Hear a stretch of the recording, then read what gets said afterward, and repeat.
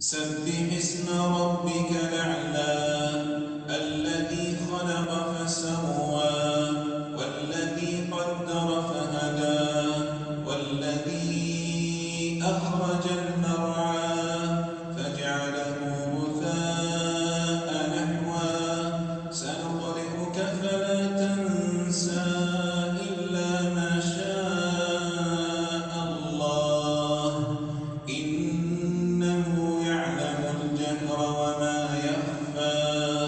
ونيسرك لليسرى فذكر إن نفعت الذكرى سيذكر من يخشى ويتجنبها الأشقى